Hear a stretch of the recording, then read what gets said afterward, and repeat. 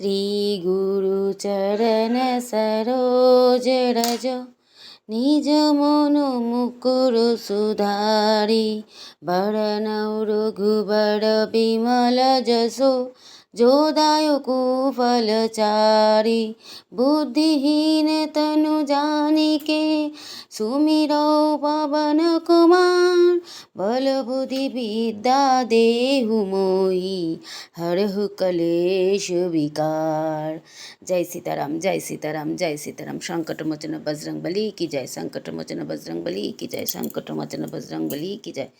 तो नमस्कार बंधुरा, देखलें जे आमी हनुमान चल्लिशा पाठ कइरा हनुमानजीर छवि देखाइया आमी आजकेर ब्लगटा शुरू करलाम। এইবারে জানলা দরজা খুলুম, সকালবেলা চোখ খুললাই আমিও দেখলাম বজরংবলী ছবি, আপনাকেও দেখাইলাম। তো আমি চাই সারাদিনটা ভালো কাটুক, আপনারা যে যেখানে আসেন ভালো থাকেন সুস্থ থাকেন, আমরাও চেষ্টা করুম ভালো থাকার সুস্থ থাকার। তো এই যে সকালবেলা উঠে ঘরের প্রতিটা জানলা দরজা সব খুলতাছি, এই যে ঘরের জানলা দরজা সবই খুললাম দেখলেন। আর এইবারে চলে আইছি রান্নাঘরে, রান্নাঘরেও জানলা খুললাম। আর এই যে গ্যাস ওভেনের উপরে আমি চাপা দিয়া রাখছি, কি চাপা দিয়া রাখছি এই আমি পরে দেখাম। বাসি কাজগুলো সব সাইরা সুইরা নিলাম, ক্যামেরা অফ কইরাই বাসি কাজ সব সারছি, রান্নাঘরে চলে আইছি।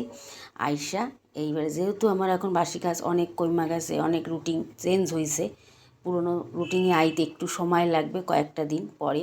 তো এই দেখেন আমি কি ঢাইকা রাখছিলাম, ঘরে দই পাচ্ছি, দেখেন এত সুন্দর দই পাতা হয়েছে, সত্যি দেখা না মন শান্তি হয়ে গেছে।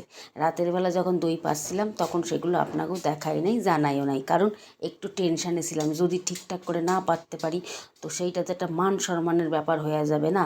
তো যাই হোক, মান সম্মান বাঁচাইছে আমার দই খান, এত সুন্দর দই পাতা হয়েছে, একদম দোকানের মতন দই।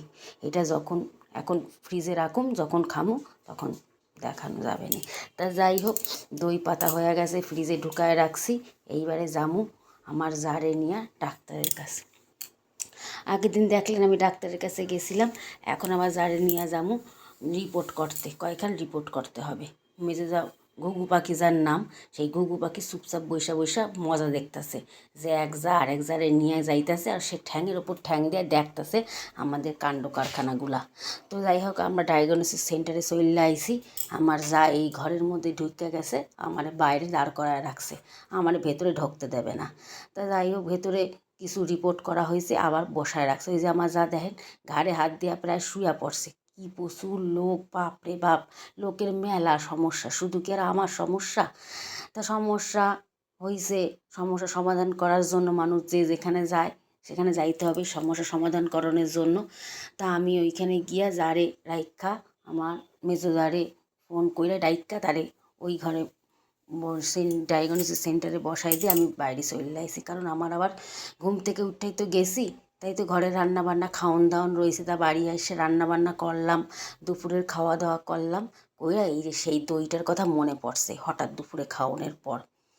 তাই এই যে ওই দইটারে নিয়ে আইসি, আইনা এবারে ওইগুলারে বাপ বেটা দুইজনরে দিমু, রায়বাবুরে দিমু আর আমার পোলারে দিমু, এই দুইজনরে দিমু, ওনারা খাবেন, খাইয়া কবেন কেমন হয়েছে। তো দেখা তো মনে হইতেছে ভালোই হয়েছে, ওগো রেজাল্ট আমার শোনানোর দরকার নাই, আমার দেখাই মনে হয়েছে হেভি হয়েছে। তারপরে তো খাইয়া দেখলাম হেভি, ও দইখান কাটতাছি মনে যেন দোকানের দই, কি অসাধারণ দইখান হয়েছে।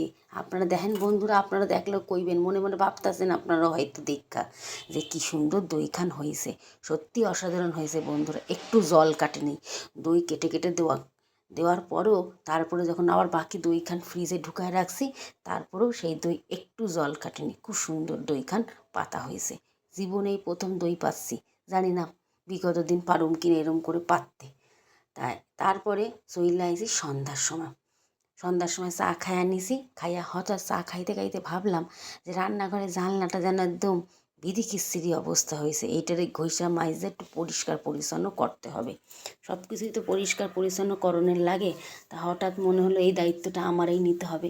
আমার যে দুই ধারে সাজানোর জন্য যে দুই জাতের মানি প্ল্যান্ট গাছ আছে, ওই গাছ দুইখানা দুই ধারে আমি জলের মধ্যে বোতলে করে রাইখা দিয়েছি, তা সেইগুলো তো সরায় রাখতে হবে, ওইগুলো একটু সিরিজ কাগজ দিয়ে ডল লাগবে, ওই ডলনের জন্য শিরিষ কাগজ নিয়ে আইছি, রঙও নিয়ে আইছি, কোনখান থেকে আনছি কবে আনছি সবই আপনারা জানেন, এখানে কিচ্ছু আর বলতে হইব না, সবই আপনারা দেখে রাখছেন। এইবারে ফিল্ডে নাইমা পড়ছি। তা যাই হোক, আপনারা দেখতেছেন আমি কি করে একটু একটু করে আগাইতেছি। এখন এই ওভেনখান সরাম, এখান দিয়া সরা এর উপরে উইঠা বসুম, উইঠা বইসা তারপরে ঘষা মাজা করতে হবে। বাড়ির অন্য কোনো সদস্যের মাথা ব্যথা নাই এই নিয়া, যে কোথায় রং সইটটা গেল, কোথায় ভাঙা গেল, কোথায় সুইরা গেল, সবই আমার দেখতে হয়। এইখানটায় বসুম, উইঠটা বইসা তাই ঘষুম মাজুম সব কিছু পরিষ্কার কইরা তারপরে প্রাইমারটা দিমু। এই দেখেন শিরিষ কাগজ বার করতেছি, ওই দেখেন রঙের গুড়টা কাত হয়ে পড়া যায়। এবার লাইগা পড়ব এই শিরিষ কাগজটা, রাবারটা খুইলে শিরিষ কাগজ বার কইরা সেইটারে গুছায় নিয়ে হাতের মধ্যে সেট কইরা তারপরে ঘষণ মাজন সব শুরু করে দেবো। এই যে ছিঁড়া নিছি খানিকটা, অত বড় শিরিষ কাগজ ধরি নাই, অর্ধেকটা ছিঁড়া নিয়ে যাতে ধরতেও সুবিধা হবে ঘষতেও সুবিধা হবে। কি ধার বাপরে বাপ, মাঝে মধ্যে মনে হয় কি যে আমার সঙ্গে ঝগড়া করে সোপা করে তার যদি একবার গালের মধ্যে ঘষা দিতে পারতাম না, তার সোপা করা বন্ধ হয়ে যাইতো। শিরিষ কাগজ হাতে লিয়া ঘুরতে হইব, তাহলে ঘষতে হইবে, এক ঘষাতে চুপ হয়ে যাবে, ঝগড়া করা আমার সঙ্গে বার হয়ে যাবে। তারপরে ঘষা নিলে আমার যেখানে রং বা বেশি নোংরা জৈমা রয়েছে সেইখানের জন্য এই একখানা করাত মতন নিচে এইটারে দিয়া বাইরে বাইরে সব জং যা ছিল সব বাইর কইরা পরিষ্কার কইরা ফেলছি। ঘরে অনেক রকমের জিনিস আছে ঝাড়ন রংকরণের জন্য, কেন মিস্ত্রিদের টাকা দিব কন তো দেখি, নিজে নিজে করি, 2টা টাকা যদি আমি পাই, সে তো দেবে না নে, ঘরের লোক যে একটুখানি সহানুভূতি দেখাইয়া যে আমার টাকা দেবে নে, সেটা ঠিক আছে, খুশি হইয়া মিস্ত্রি লাগলো না তুমি করলা, সেই সব সহানুভূতি আমাকে ঘরের লোকের নাই, আর দরকার নাই। এই নিয়েই চলতে হবে, এগো নিয়েই মানায় গুছায় চলার নামই জীবন, সেইটারে মাইনা নিছি। তো যাই হোক, আমার গিরিল ঝকঝক করতেছে, ডইলা মাইজা পরিষ্কার কইরা নিছি। আর দেখেন কীভাবে নিচে নোংরা পড়ছে, এইগুলো আবার মুছা পরিষ্কার কইরা নিয়ে আবার তো এর উপরে ঠেললে উঠতে হবে, প্রাইমার করতে হবে, তাই না? ওই জন্য চারিদিক যা ধুলাবালি পড়ছে সব পরিষ্কার কইরা নিছি, না করলে হবে না। একখানা নেতা নিয়ে নিছি, নেতা নিয়ে পরিষ্কার করছি, কোনায় কানায় সব জায়গায় এই ধুলাবালি জমছে। আবার দেখেন কী সুন্দর 2 পাশে 2টা গাছ সেট করে দিছি। আজকে তো আর ধরুন না, আবার কালকে রেস্ট নেওয়া করতে হবে। আমি তো আর প্রফেশনাল মিস্ত্রি না, আমি যে হাতুড়ি মিস্ত্রি, তাই জন্য আমার থাইমা কাজ করতে হবে। গ্যাসের ওভেনটা আবার জায়গা মতন দিয়া দিছি, কাজ কইরা হাঁপায় গেছি। তারপরে পাঁপড় ভাজা নিয়ে আসে রায়বাবু, মিস্ত্রিরে পাঁপড় ভাজা খাইতে দেবে, তা আমার একা খাইয়া শান্তি আছে? বড়জার ঘরে আইসি, সাত কইরা যে ভাবলাম ওখানে রেস্ট নিয়ে খামু, ওই দেখেন ঘুঘু পাখি আমার যা, সে বসে থাকে, কোথায় কি খাবার আছে সে খাবে বলে দেখেন দাঁত বার করতেছে, দেখেন বৈশা খায়, এর তো কাজ শুধু বৈশা খাওনের, তা নে খা বৈশা, আমি একটু খাই আর তোরা খা, খাটলাম আমি আর খাইব ওইরা। ওই দেখেন আমার দেওয়ানের নাম নাই, নিজে গিট্টু মেরে রাইখা দিতেছে, দেখছেন নিজেরটা কিরম ভালো বোঝে, এখনকার দিনের মানুষ না নিজেরটা ভালো বোঝে। এই দেখেন দাঁত বর কইরা গিট্টুকু মাইরা রাইখা দিল, আমি আনলাম আমি খামু কইয়া, আমি হাঁপায় গেছি কাজ কইরা, ও গো ওইসব বোজনের কোনো ব্যাপারই নাই। আমি এই যে নিজে বার কইরা নিজে খামু আর খাইয়া তারপরে আবার কাজে লাগিয়ে যাবো, ঘরের সংসারের কাজে দায়িত্ব যখন নিছি। ওই দেখেন কিরম করে খাইতেছে, দেখছেন কায়দাখানা দেখেন, ওরে বাপ রে বাপ, বইয়া পরের মাল খাইতে যে এত মজা জানতাম না। তা খাইয়া দেয়া আবার রান্না করে চলে আইছি হোটেলের কাজকরণের জন্য, চাকা আলু ভাজা আর এদিকে ভাত বসাই দিছি। আর এই যে আবার গতকালের মতন দই বসাইছি, ঠাকুরের নাম করে তো বসাইতেছি, জানি না আজ কেমন হইব না, আবার দই পাইতা দিমু, সেট করে রাখলাম। এবার ঢাইকা দিতেছি, নোংরা পড়বে না, নিয়ে একটা টাওয়াল দিয়া চাপা দিয়ে রাখা দেবো, গরম থাকবে, দইটা সুন্দর পাতা হয়ে যাবে। সকালবেলা ওইটা এই জমা দই খান ফ্রিজে ঢুকাই দেবো, খাওয়ানোর আগে বার করুম, ঠান্ডা দই খামু, কি মজা কন্ত দেখি।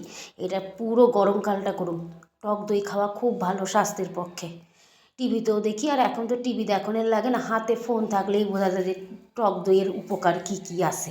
তা দেখা নিছি উপকার সব কিছু দিয়া ওগো দিমু, আমিও খামু, উপকার পামু শরীরে, টক দই শরীরে টক্সিন বেরোয় যাবে না, শরীর সুস্থ সবল থাকবে। যে কুমড়া ভাতে, এখন ভাতে ভাজা এইসবই তো খাইতেছি, খাওয়া হয়ে গেছে কুমড়ো ভাতে আলু ভাতে, আর এই চাকা আলু ভাজা খাইয়া সব কিছু গুছায় গাছায় রান্নাঘরে টাটা দিয়া দিলুম। আজকের মতন সব কিছু পরিপাটি করে রাখছি, ওই যে টক দই চাপা দেওয়া রয়েছে, আজকের মতন এই অবধি থাকলো রান্নাঘর। কালকে সকালবেলা উঠতে আবার রান্নাঘরে মনে কইরা ছুটতে চলে আসুম রান্নাঘরে। তো বন্ধুরা, ভালো লাগলে লাইক কমেন্ট শেয়ার করেন। রাখলাম।